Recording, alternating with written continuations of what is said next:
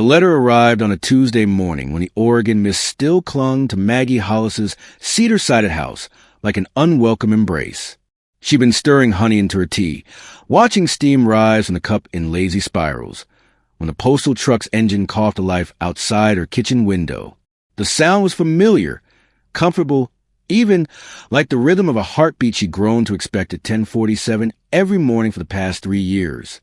But the envelope that slid through her mail slot wasn't comfortable at all. It bore the stark logo of Pacific Health Insurance, and the words Coverage Termination Notice glared at her in bold red letters. Maggie set down her teaspoon with a gentle clink against the porcelain, the same cup she'd used every morning since Harold passed. Her fingers, still steady despite 67 years of living, traced the envelope's edge before she opened it. Dear Mrs. Hollis, due to the appointment of your legal guardian, your health insurance coverage will be terminated effective immediately. All future correspondence will be directed to your appointed representative. The words blurred together like watercolors in rain. Legal guardian? Maggie read the sentence 3 times, her heart performing an irregular dance against her ribs.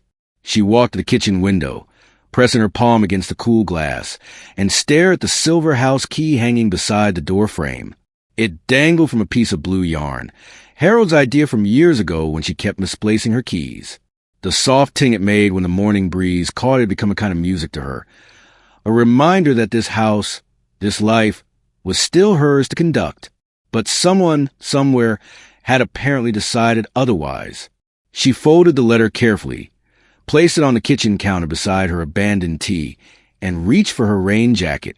The fabric felt heavier than usual as she pulled it on, or maybe everything felt heavier now.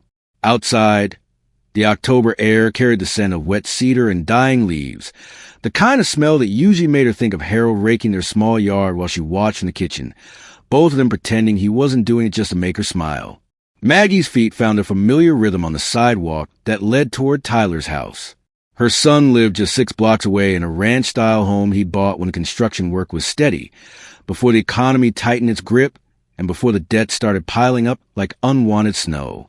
She'd been helping where she could, 100 here, 200 there, but Tyler had that particular kind of pride that made accepting help feel like swallowing glass.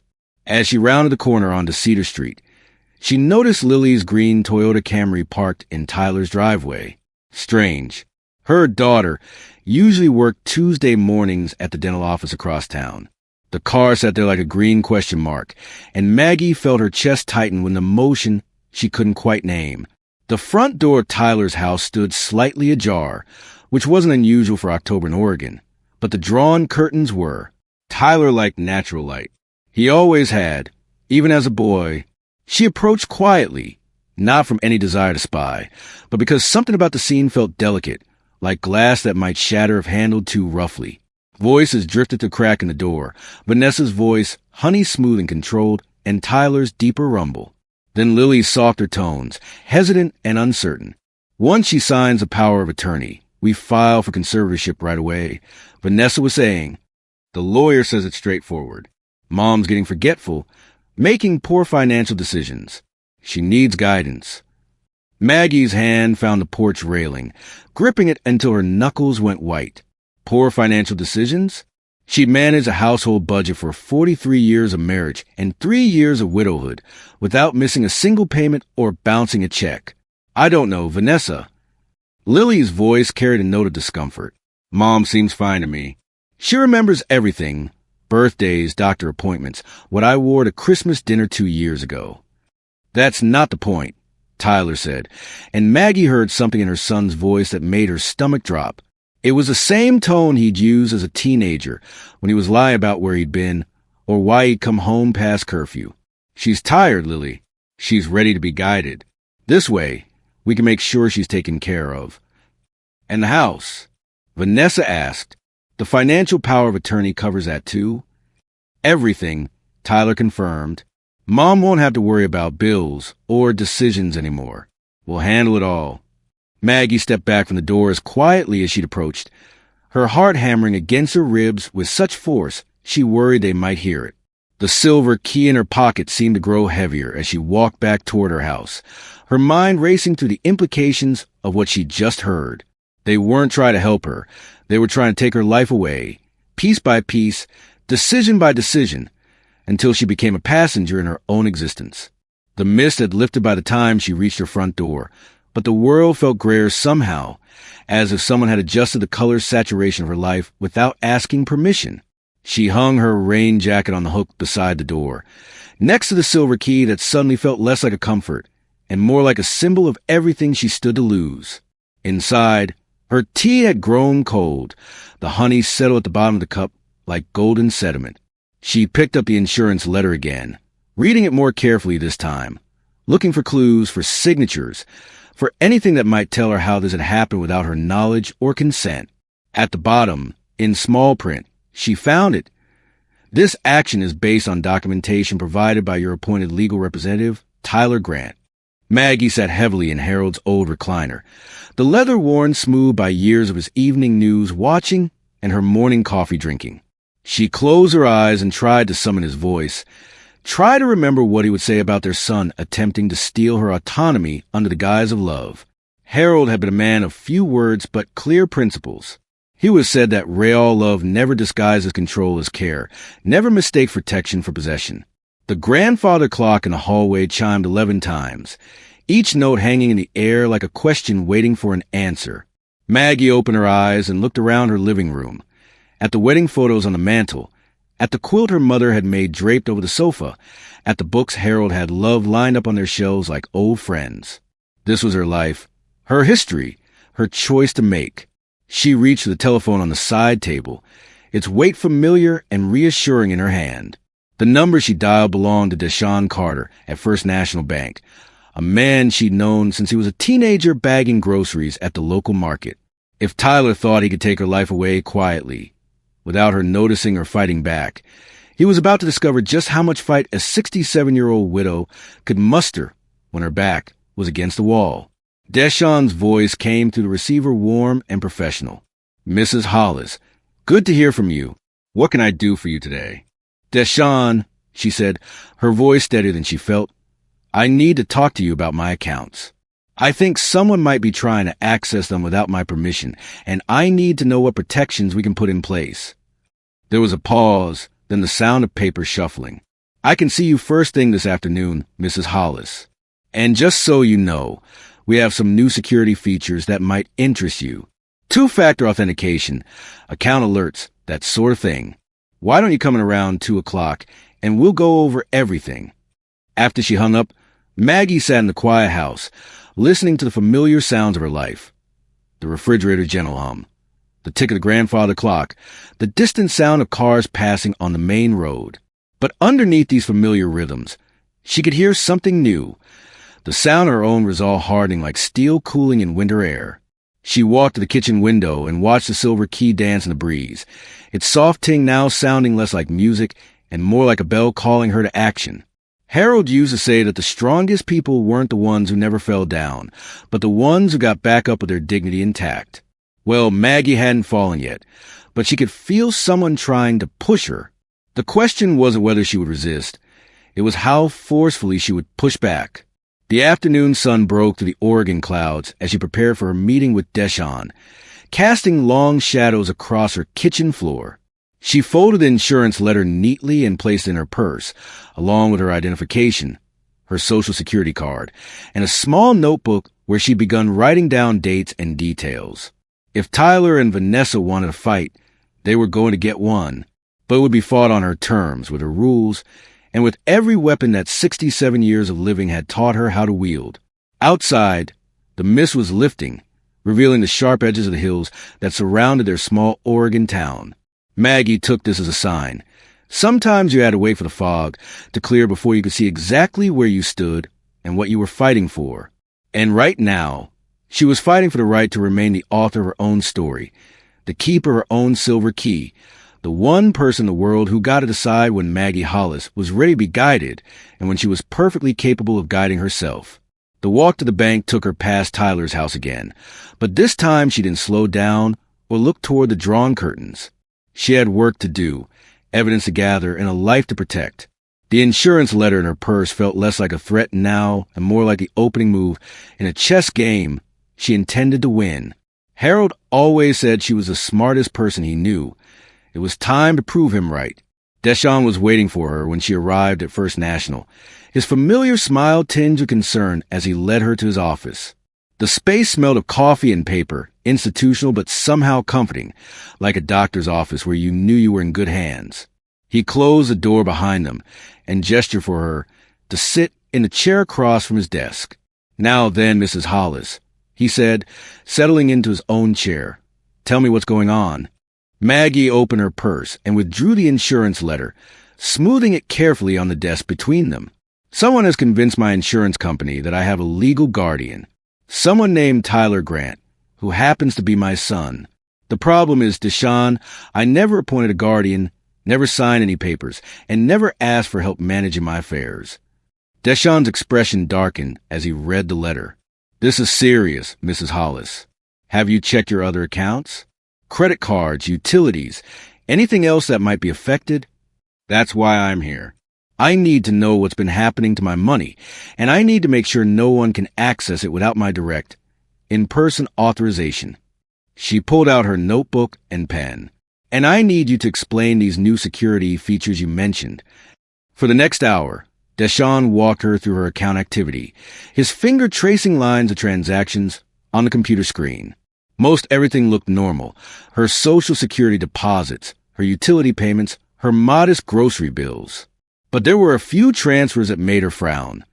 3 separate withdrawals of $487 for $145 and $398, all labeled as family assistance and all occurring in the past month. "I never authorized these," she said, pointing to the screen. "And look at the amounts. They're all just under $500. "That's intentional," Deshawn said grimly. "Transfers over $500 require additional verification. Someone knew exactly what they were doing." He turned his computer screen toward her. "Mrs. Hollis, I'm going to set up some immediate protections. First, we're enabling 2-factor authentication on all your accounts. That means you'll get a text message with a code every time someone tries to log in. Second, I'm putting a verbal password on your account, something only you know. And third, we're going to require in-person verification for any transfers over $50. Maggie nodded, writing down each protection in her notebook. "What about power of attorney? If someone forges that kind of document, what can they access?" Deshawn leaned back in his chair, his expression serious. "That's the nuclear option, Mrs. Hollis. A properly executed power of attorney can override almost any security measure we put in place. But here's the thing. We have records of every POA we've received, and I'm looking at your file right now. There's nothing here." Relief flooded through her like warm water. "So they haven't submitted anything yet?" "Not to us. But Mrs. Hollis, if you're concerned about this kind of fraud, you should probably talk to a lawyer. Someone who understands elder law and family manipulation." He wrote a name and phone number on a piece of bank stationery. "Carmen Ruiz. She's sharp, she's tough, and she doesn't suffer fools. Tell her I sent you." As Maggie walked home from the bank, the afternoon light filtering to the Oregon pines seemed brighter, more hopeful. The security measures Deshawn had put in place felt like armor, not heavy or cumbersome, but protective and empowering. She had her phone in her pocket, ready to receive those verification codes, and Carmen Ruiz's phone number tucked safely in her wallet. But more than that, she had something Tyler and Vanessa clearly didn't expect. The willingness to fight for herself, to ask hard questions, and to trust her own instincts about what was happening to her life. They might have underestimated her, mistaking her quiet dignity for weakness, her trust for naivete. That was their mistake to make. The silver key was still dancing the breeze when she reached her front door, but now its gentle ting sounded like victory bells, small and sweet, but unmistakably triumphant. Inside her house, she made herself a fresh cup of tea and sat down at her kitchen table with her notebook and Carmen Ruiz's phone number. Tomorrow she would call the lawyer. Tonight, she would document everything she could remember about the conversation she'd overheard, every detail about the insurance letter, every suspicious transaction Deshawn had shown her. Harold's photograph smiled at her from the kitchen counter, and she could almost hear his voice. "That's my girl. Never go down without a fight, and never fight without a plan." Well, she had the fighting spirit, and now she was building the plan. Tyler and Vanessa thought they could steal her life quietly, incrementally, with forged signatures and manipulated documents. They were about to learn that some things in this world weren't for sale, and Maggie Hollis's dignity was at the very top of that list. The phone call to Carmen Ruiz the next morning felt like stepping across a threshold from which there would be no return. The lawyer's voice was crisp and professional, with an undercurrent of steel that reminded Maggie of her own mother, a woman who had raised 4 children during the Depression and never once complained about the difficulty of it all.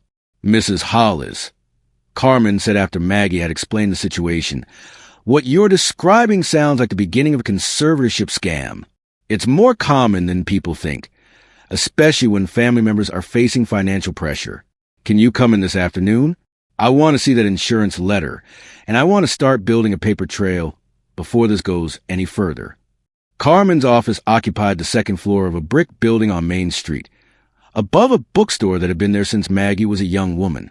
The stairs creaked familiarly under her feet as she climbed them, carrying her notebook and the insurance letter in a manila folder Harold had labeled "Important Papers" in his careful handwriting. The lawyer was younger than Maggie had expected, perhaps 45, with graying hair pulled back in a practical bun and eyes that seemed to see everything at once. She gestured for Maggie to sit in a leather chair across from her desk, which was covered with neat stacks of papers and legal books that looked well-used rather than decorative. "Tell me everything," Carmen said, clicking her pen and pulling out a yellow legal pad. "Start with the insurance letter and don't leave out any detail, no matter how small it seems." For the next hour, Maggie told her story. The overheard conversation, the suspicious bank withdrawals, the way Tyler had sounded when he talked about guiding her. Carmen took notes steadily, occasionally asking questions that made Maggie realize she was dealing with someone who understood both the law and the particular cruelties that families can inflict on each other in the name of love. "Here's what we're going to do," Carmen said when Maggie finished. "First, I'm going to draft preservation letters to your insurance company, your bank, your phone company, and anyone else who might have records we'll need. These letters legally require them to preserve all documents, emails, IP logs, and communication records related to your accounts. Second, I'm scheduling you for an independent cognitive evaluation with Dr. Evelyn Cho. She's a geriatrician who specializes in capacity assessments for exactly this kind of situation." Maggie shifted in her chair. "Is that really necessary? I mean, I know my mind is fine." "Of course you do. But if this ends up in court, and it might, we need expert testimony that establishes your mental capacity beyond any doubt. Dr. Cho is thorough, fair, and impossible to discredit. When she says someone is cognitively intact, judges listen." Carmen set down her pen and looked directly at Maggie. "Mrs. Hollis, I want you to understand something. What your son and daughter-in-law are attempting isn't just fraud. It's a form of family violence. They're trying to erase your legal existence as an autonomous adult. We're not going to let that happen." The word sent a chill through Maggie that had nothing to do with the October weather. Family violence. She'd never thought of it in those terms, but Carmen was right. Taking away someone's right to make decisions about their own life, their own money, their own future. What else could you call it? "What do I do in the meantime?" she asked. "How do I act around them?" Carmen smiled, and it wasn't entirely pleasant. "You act normal. You don't confront them. You don't let them know you're onto their scheme, and you document everything. Every phone call, every conversation, every time they show up at your house uninvited. Can you do that?" Maggie thought of the silver key hanging by her door, of Harold's voice telling her that the strongest people got back up with their dignity intact. "Yes," she said, "I can do that." The appointment with Dr. Evelyn Cho took place the following week in a medical building that smelled of sanitizer and hope. The doctor was a small woman with kind eyes and gentle hands, who spent 2 hours putting Maggie through a series of cognitive tests that felt less like an examination and more like an interesting conversation with a very smart friend. "Mrs. Hollis," Dr. Cho said as they concluded, "your cognitive function is not just normal. It's exceptional for someone of any age. Your memory, your reasoning ability, your capacity to understand complex information and make sound decisions, all of these are completely intact. I'll be submitting my report to Ms. Ruiz. But I want you to know that if anyone questions your mental capacity, they'll have to explain why they disagree with my professional assessment. Walking home from the doctor's appointment, Maggie felt something she hadn't experienced since Harold's death. The quiet confidence that comes from being seen clearly and valued appropriately. Dr. Cho hadn't talked down to her or treated her like a fragile object that might break if handled too roughly. She treated her like an adult human being whose thoughts and decisions mattered. But the feeling of validation was short-lived. When she arrived home, she found Tyler and Vanessa sitting on her front porch, their faces arranged in expressions of what Maggie now recognized as performative concern. Vanessa held a manila folder, and Tyler was scrolling through something on his phone with the kind of focused attention that usually meant trouble. "Mom," Tyler said, standing as she approached. "We need to talk." Maggie climbed the porch steps slowly, her keys jingling softly in her hand.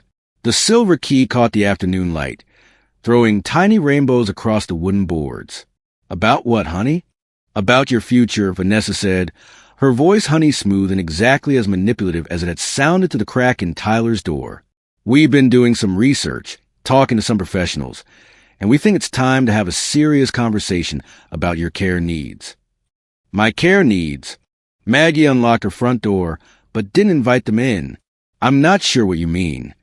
Tyler ran a hand through his hair, the gesture achingly familiar from his childhood.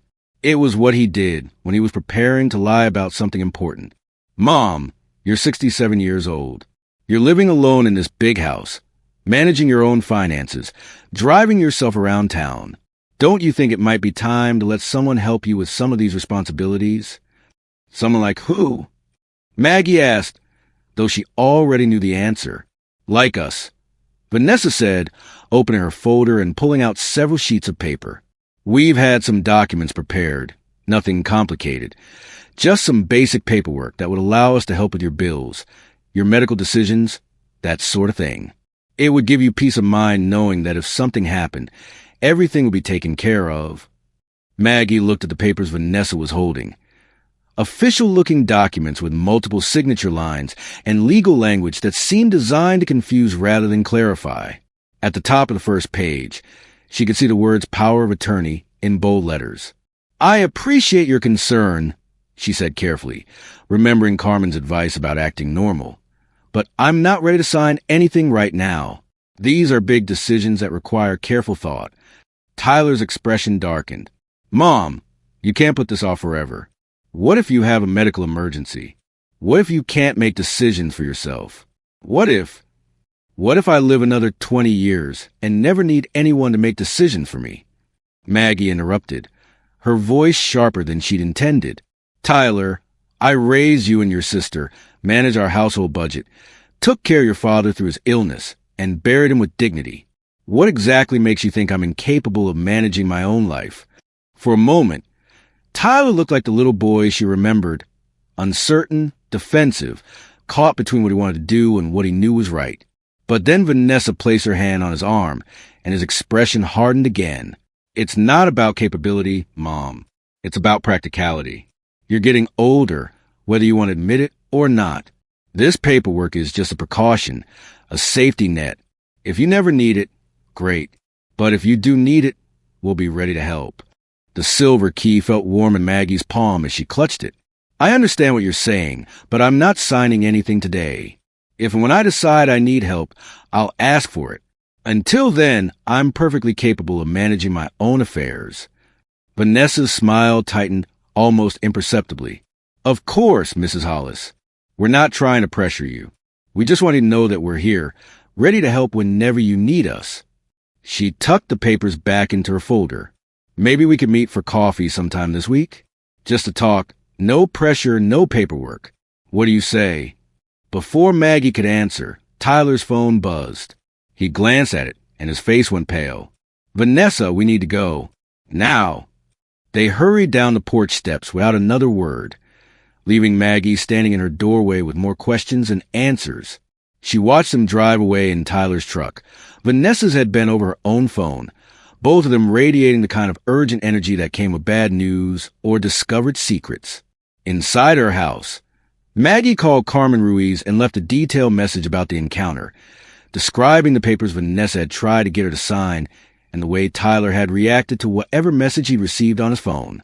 Then she sat down at her kitchen table and wrote everything down in her notebook, dating and timing each detail with the precision of someone who understood that the truth was often hidden in the smallest particulars. The coffee meeting Vanessa had suggested never materialized, but Maggie heard through Lily that Tyler's construction company had lost a major contract, putting him deeper in debt than anyone had realized.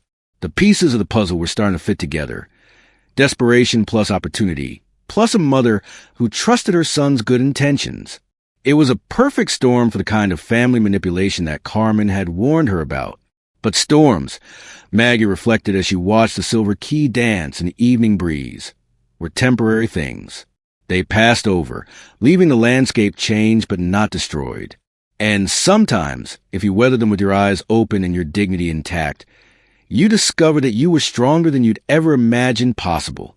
The real test was about to begin, but for the first time since she'd found that insurance letter, Maggie felt ready for whatever came next. 3 days later, the real blow fell. Maggie was at Cinnamon and Pine, the diner where she'd been having Wednesday morning coffee for the past 2 years, when her debit card was declined on a bill of $12.84. The waitress, a young woman named Sarah who always remembered that Maggie liked her coffee black with just a touch of honey, looked embarrassed as she handed the card back. "The machine says there's a problem with your account, Mrs. Hollis. Do you have another card?" The humiliation hit Maggie like a physical blow. Around the diner, she could feel other customers glancing in her direction, not unkindly, but with a particular discomfort that comes from witnessing someone else's private shame made public. She fumbled in her purse for her credit card, her hands trembling slightly as she handed it to Sarah. "I'm sure it's just a mistake," she said, her voice steadier than she felt. "You know how these computers can be." But it wasn't a mistake, as she discovered when she called the bank from her car in the diner parking lot. Deshawn's voice was tight with anger when he came on the line. "Mrs. Hollis, someone submitted a power of attorney document to us yesterday. It bears your signature and appears to authorize Tyler Grant to manage your financial affairs. Based on that document, he's placed restrictions on your debit card and initiated several transfers." The world seemed to tilt sideways. "Deshawn, I never signed any power of attorney. I told you that. We talked about this. I know you did, and I believe you, but the document looks legitimate, and our legal department says we have to honor it until a court tells us otherwise. I've escalated this as high as I can, but for now, your account are restricted to basic necessities, utilities, medical expenses, groceries under $50. $50. Maggie closed her eyes and leaned back against her car seat.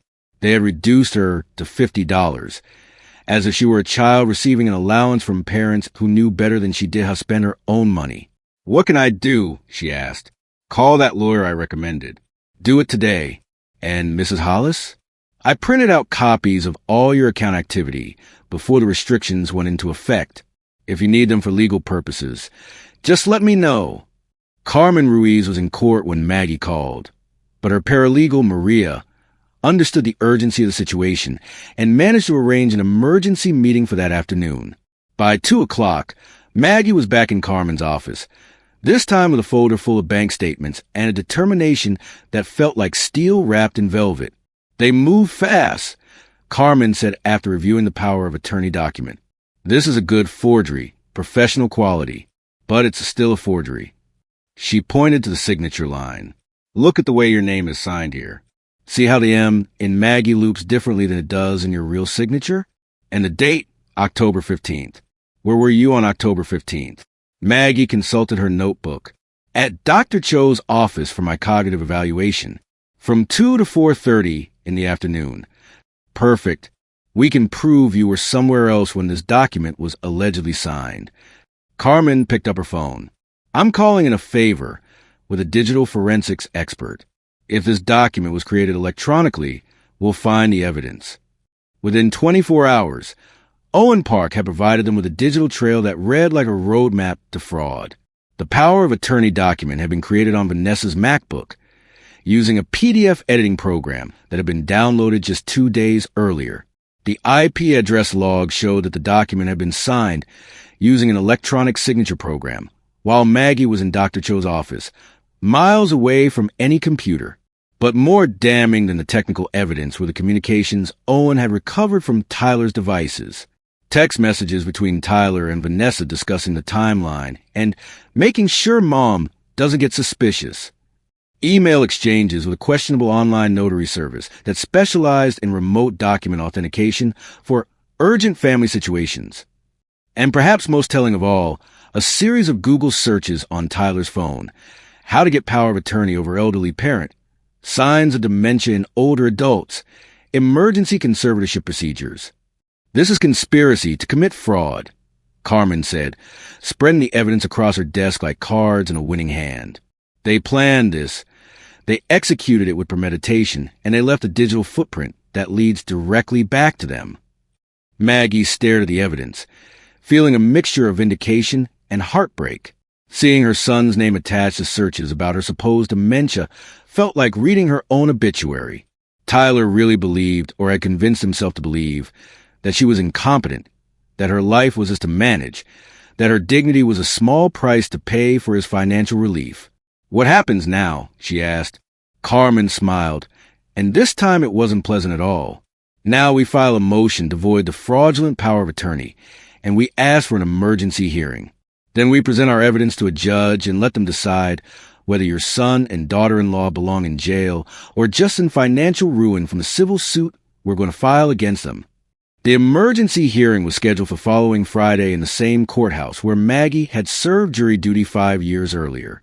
She arrived early, wearing her best navy dress and the pearl earrings Harold had given her for their 25th anniversary. Carmen had advised her to dress conservatively, but not dowdily, to look like the competent, dignified woman she was rather than the confused elderly victim Tyler and Vanessa had tried to paint her as. The courtroom smelled of old wood and floor wax, institutional and solemn in a way that spaces dedicated to justice always seemed to be. Tyler and Vanessa sat at a table with their lawyer, a thin man in an expensive suit who kept checking his phone as if he had somewhere more important to be. They didn't look at Maggie when she entered, which she took as either shame or strategy. Judge Patricia Henley was a woman in her 50s with iron gray hair and the kind of presence that made everyone in the courtroom sit up straighter. She reviewed the evidence methodically, asking pointed questions about the digital forensics and the timeline of events. When Tyler's lawyer tried to argue that the power of attorney was legitimate, that Tyler was acting in his mother's best interests, Judge Henley cut him off with a look that could have frozen water. "Counselor," she said, "are you seriously asking this court to believe that Mrs. Hollis signed a legal document while she was in another building entirely, having her mental capacity evaluated by a geriatrician who found her to be completely competent?" The lawyer's response was a masterpiece of legal backpedaling. But Judge Henley had already made up her mind. She voided the fraudulent power of attorney, ordered the immediate restoration of Maggie's full access to her accounts, and warned Tyler and Vanessa that any further attempts to interfere with her financial affairs would result in contempt of court charges. But the real moment of truth came after the hearing, when Tyler approached Maggie in the courthouse corridor.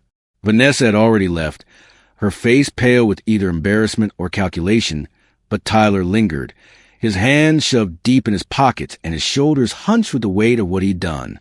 "Mom," he said, and his voice cracked like it had when he was 12 years old and trying to explain why he'd broken her favorite lamp. "I'm sorry. I thought I was helping." Maggie looked at her son, really looked at him, and saw not the man who had tried to steal her autonomy, but the little boy who had once brought her dandelions picked from the neighbor's yard because he thought they were the most beautiful flowers in the world. The anger she'd been carrying for weeks didn't disappear, but it shifted, making room for something more complicated and more painful. The love of a mother for a child who had lost his way. "Tyler," she said, "I know you're in trouble. Financial trouble, probably worse than you've told anyone. But honey, you can't save yourself by drowning me." He started to protest, but she held up her hand. "I'm not finished. You try to take away my right to make my own decisions, my right to be wrong if I choose to be wrong, my right to be the author of my own life story. That's not help, Tyler. That's theft." Tears were running down his face now, and she felt her own eyes growing wet. "I know, Mom. I know it was wrong, but I didn't know what else to do. The business is failing. We're behind on the mortgage. Ava needs new clothes for school, and I thought if I could manage your finances, maybe I could fix everything. By stealing from me?" The words hung in the air between them, like a bridge neither of them wanted to cross. Tyler wiped his eyes with the back of his hand, leaving his face blotchy and vulnerable in a way that reminded Maggie of every scraped knee and hurt feeling she'd kissed better over the years. "It wasn't supposed to be stealing," he said quietly. "I was going to pay it back. Every penny. I just needed some time to get back on my feet." Maggie reached into her purse and pulled out a business card she'd been carrying for weeks, waiting for this moment. It was cream-colored with simple black lettering: Cascade Financial Counseling, Debt Management, and Credit Repair. She'd gotten it from Deshaun at the bank, who'd mentioned that they help people restructure their debts without destroying their dignity or their families. "Tyler," she said, holding out the card, "this is how you fix your problems. Not by taking away someone else's choices, but by facing your own responsibilities and asking for help from people whose job it is to provide it." He took the card with shaking hands, reading it like it contained some kind of secret code. "Mom, You pay your debts, Tyler. All of them, including the one you owe me." She stepped closer, close enough that she could smell his aftershave and see the gray threads beginning to appear in his dark hair. "The debt you owe me isn't money. It's respect. It's trust. It's the acknowledgement that I'm still a person capable of making my own decisions, even when those decisions aren't the ones you would make." They stood there in the courthouse corridor, surrounded by the quiet buzz of legal business being conducted, lawyers conferring with clients. Families deal with the kinds of crises that require the intervention of judges and court orders. But for a moment, it was just a mother and her son try to find their way back to each other across the wreckage of broken trust. "Can you forgive me?" Tyler asked, and the question came out raw and desperate. Maggie considered this carefully. Forgiveness wasn't something you gave away lightly, especially when the wound was still fresh and the person asking had yet to prove they understood the depth of what they'd done. But Tyler was her child, and love, real love, created space for redemption even when it couldn't guarantee it. "I can forgive you," she said finally. "But forgiveness doesn't mean forgetting, and it doesn't mean pretending this didn't happen. You try to erase me as a person, Tyler. That's going to take more than an apology to fix." He nodded, clutching the debt counseling card like a lifeline. "What do I need to do?" "You need to get help for your financial problems through legitimate channels. You need to have an honest conversation with Vanessa about what you both did and why it was wrong. And you need to give me time and space to decide what our relationship looks like going forward. And if I do all that..." Maggie smiled, and for the first time in weeks, it felt genuine. "Then maybe we can find our way back to being a family. The kind of family where people help each other without taking each other hostage, where love means supporting someone's choices rather than making their choices for them." Tyler left the courthouse that day looking smaller somehow, but also cleaner, like a man who had finally set down a burden he'd been carrying for too long. Maggie watched him walk away, then drove home to the October afternoon. The windows of her car rolled down to let in the smell of its smoke and dying leaves. The silver key was still dancing the breeze when she reached her front door, but now its gentle ting sounded different. Not like a call to battle, but like a bell celebrating the end of a war. Inside her house, she made herself a cup of tea and sat down at her kitchen table to call Lily, who had been texting worried messages ever since she'd heard about the court hearing. "Mom!" Lily's voice was tight with anxiety. "Are you okay?" Tyler called me, but he wasn't making much sense. "I'm fine, honey. Better than fine, actually, but we need to talk. Can you come over for dinner this weekend? Bring Ava if you want. I think it's time we had a family meeting about some things." There was a pause, then a sigh of relief. "Of course, Mom. Saturday night? I'll bring that lasagna you like from Romano's." "Perfect. And Lily, bring your laptop. There are some things I want to show you, some documents and evidence that explain what's been happening. I want you to understand the whole story." After they hung up, Maggie sat in her quiet kitchen, listening to familiar sounds of her life reasserting themselves. The refrigerator's gentle hum, the grandfather clock marking time, the distant sound of her neighbors coming home from work. But underneath these familiar rhythms, she could hear something new, The sound of her own voice, clear and strong and uncompromised, telling her story in her own words. Saturday evening brought Lily and 7-year-old Ava to Maggie's dinner table, along with Romano's lasagna and a bottle of wine that Lily had been saving for a special occasion. Ava immediately made herself at home, spreading her drawing supplies across the coffee table and announcing that she was going to draw a picture of Grandma's house with all the right windows and enough chairs for everyone who loves each other. Over dinner, Maggie told Lily the whole story. The insurance letter, the overheard conversation, the forged power of attorney, the court hearing. She showed her the evidence Owen Park had gathered, the digital trail that led directly to Tyler and Vanessa's deception. Lily listened with growing horror, occasionally asking questions that showed she was beginning to understand the scope of what her brother had attempted. "I can't believe they tried to do this to you," Lily said, refilling their wine glasses with hands that trembled slightly. "I mean, I knew Tyler was having financial problems, but this is criminal." "Yes, it was. But Lily, I need you to understand something. This wasn't just about money. It was about power, about control, about the assumption that being older means being less capable of managing your own life.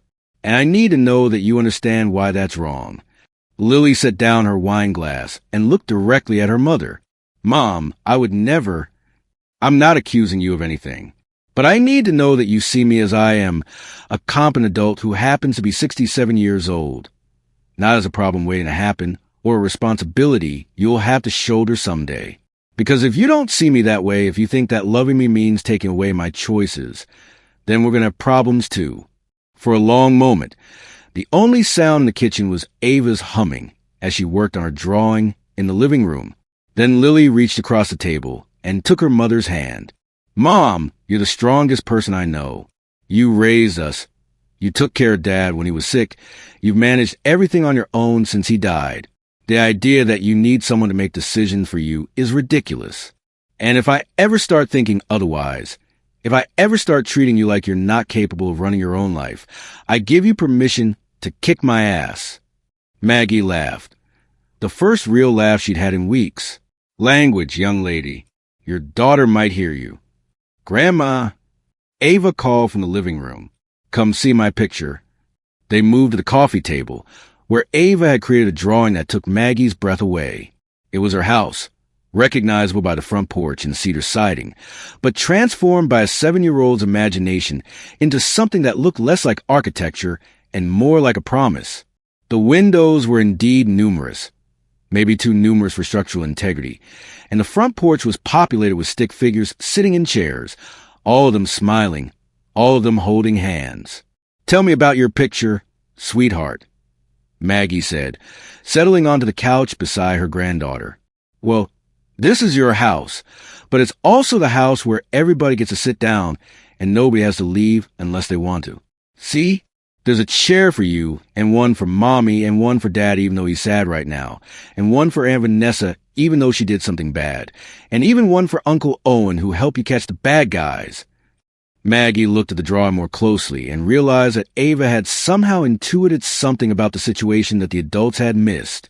This wasn't just about money or power or control. It was about belonging, about having a place at the table, about the difference between being included and being managed. "Ava," she said carefully, "what do you think Daddy did that was bad?" "He tried to take away your choosing," Ava said matter-of-factly, not looking up from her crayons. "Mommy explained it to me. She said Daddy forgot that grown-ups get to choose things for themselves, even when other grown-ups think they're choosing wrong." Out of the mouths of babes. Maggie felt tears pricking at her eyes. Not the angry tears she shed over the past weeks, but something gentler and more healing. "And what do you think should happen now? Daddy should say sorry and mean it. And then everybody should sit in the chairs and remember how to love each other without being grabby about it." Ava looked up from her drawing with Harold's eyes, the same blue-gray that had watched Maggie with such love for 43 years.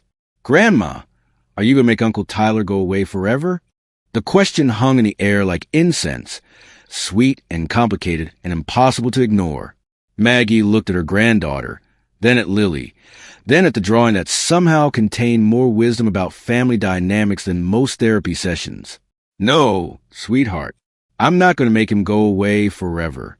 But I'm going to make sure he understands that loving someone doesn't mean owning them, and helping someone doesn't mean deciding what's best for them without asking. Good, Ava said, returning to her drawing. Because families are supposed to be like puzzles. All the pieces are different shapes, but they still fit together to make a picture. Later that evening, after Lily and Ava had gone home, Maggie sat in Harold's old recliner with Ava's drawing on her lap and thought about puzzles and pictures and the difference between fitting together and forcing pieces into place. The silver key caught the lamplight from its place by the door, casting small shadows that danced across the walls like promises of tomorrow. She was 67 years old, a widow, a mother, a grandmother, a woman who had just fought for and won the right to remain the author of her own story. But more than any of those things, she was a person who had learned that dignity wasn't something you inherited or earned. It was something you defended every day, in small ways and large ones, by insisting on your right to make your own mistakes and your own triumphs. The phone rang, jarring her from her reverie. She almost didn't answer. It was nearly 9 o'clock on a Saturday night, and she couldn't think of anyone who might be calling at that hour. But something made her reach for the receiver. Hello? Mrs. Hollis? This is Carmen Ruiz. I'm sorry to call so late, but I thought you'd want to know. Tyler and Vanessa have retained new counsel, and they've approached us about a settlement. Maggie sat up straighter. What kind of settlement? They want to pay restitution for the money they took, plus legal fees and damages. In exchange, you would agree not to pursue criminal charges. Carmen paused. It's a generous offer, Mrs. Hollis, but the decision is entirely yours. Maggie looked at Ava's drawing, at the stick figures holding hands in chairs that had room for everyone, even the people who had done bad things. What would you recommend? Honestly, I think they're scared. The digital evidence is overwhelming, and they know that if this goes to trial, they could face serious jail time. This settlement would allow them to make things right financially, while avoiding a criminal record that could follow them for the rest of their lives. And what would I get out of it, besides the money? Closure, control over the outcome, and the satisfaction of knowing that they've been held accountable without having to put your family through a public trial. Carmen's voice softened. But, Mrs. Hollis, you don't owe them mercy. What they did was serious. And if you want to see it prosecuted to the full extent of law, I'll support that decision completely. Maggie closed her eyes and tried to hear Harold's voice.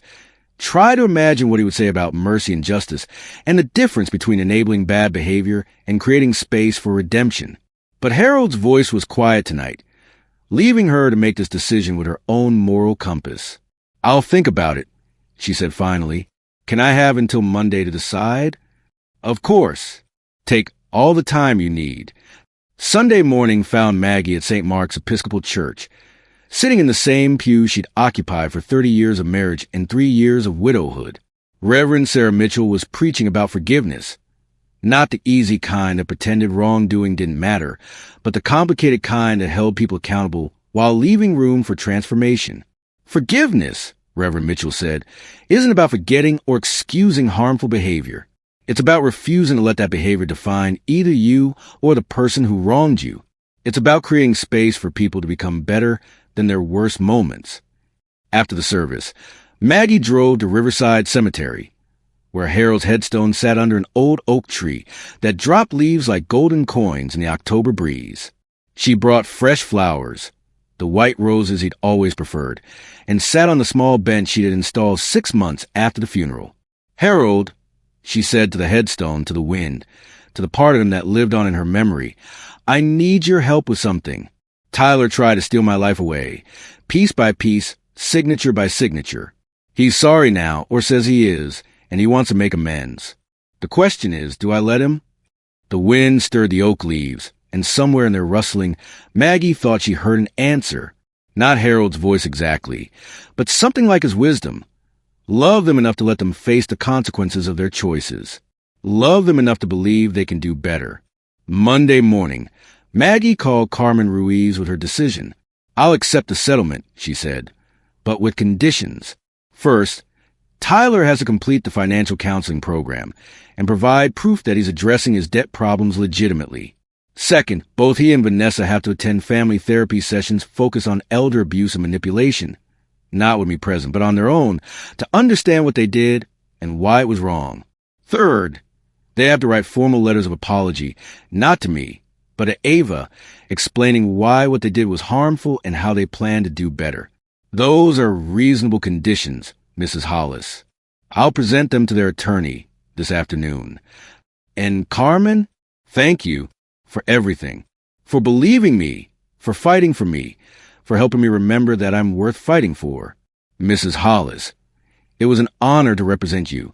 You're exactly the kind of client every lawyer hopes to have, someone who knows their own worth and isn't afraid to defend it. The settlement was finalized 2 weeks later, on a Thursday morning when the first snow of the season was dusting the Oregon hills with white.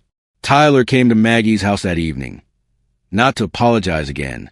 They'd moved past the need for more words, but to return something he'd taken for a kitchen table the night he and Vanessa had tried to get her to sign the fraudulent papers.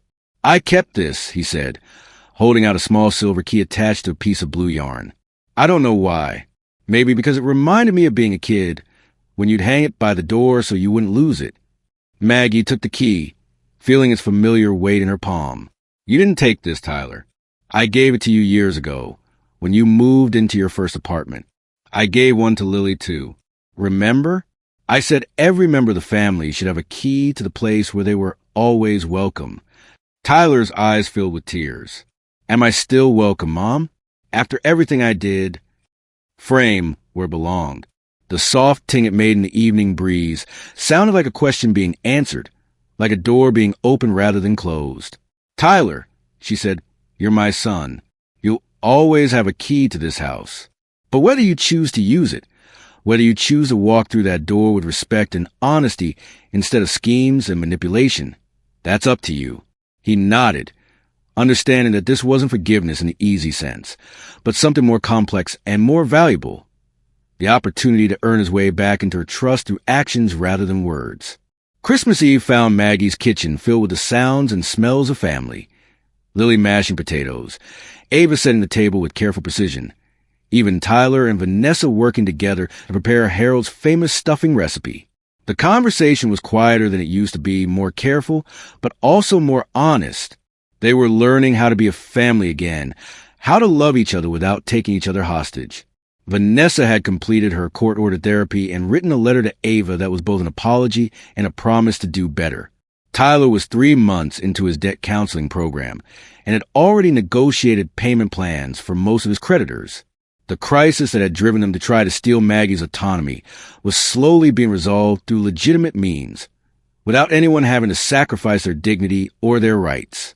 After dinner, as they sat around the living room exchanging modest gifts and drinking Harold's eggnog recipe, Ava presented Maggie with a new drawing. This one showed the same house, the same porch, the same abundance of windows and chairs. But now the stick figures weren't just holding hands. They were passing something between them, something small and silver that caught the light. It's the choosing key, Ava explained solemnly. Everyone gets a hold of it sometimes, but nobody gets to keep it forever. And if someone tries to keep it too long, the other people in the family help them remember how to share. Maggie looked around the room at her family, flawed, complicated human, and felt something she hadn't experienced since Harold's death. The quiet contentment that comes from being exactly where you belong, with exactly the people who matter most, living exactly the life you've chosen to live.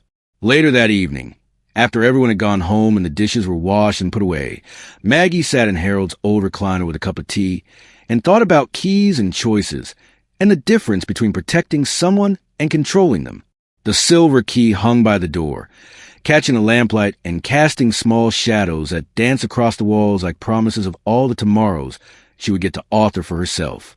She was 67 years old, a widow, a mother, a grandmother, a woman who had fought for and won the right to remain the architect of her own life.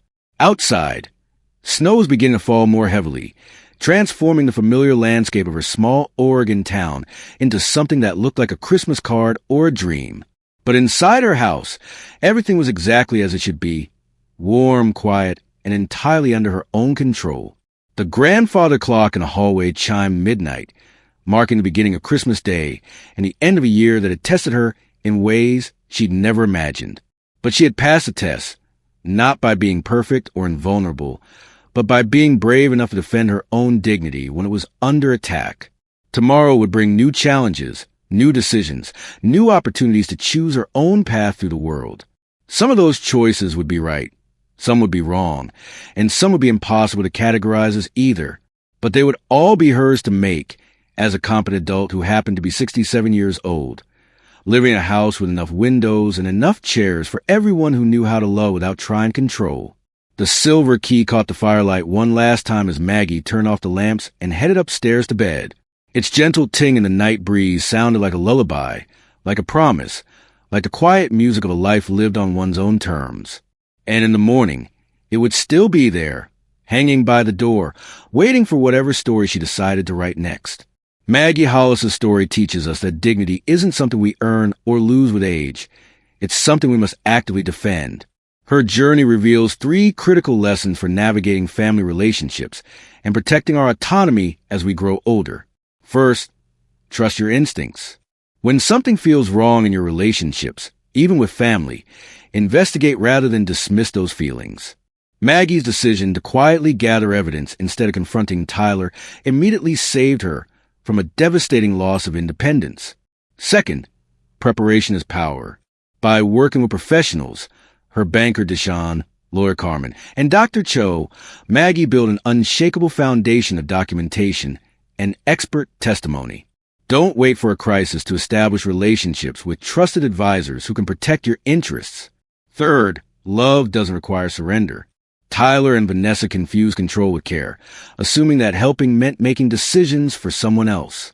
Real love supports another person's right to make their own choices, even when we disagree with those choices.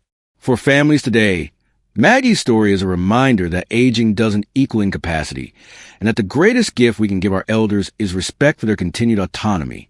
Sometimes the most loving thing we can do is step back and let someone remain the author of their own story. Thank you for watching the video. Please comment with number 1 to let me know you have watched the whole video. Please like the video. Subscribe to the channel and turn on the notification bell to always receive new videos as soon as possible.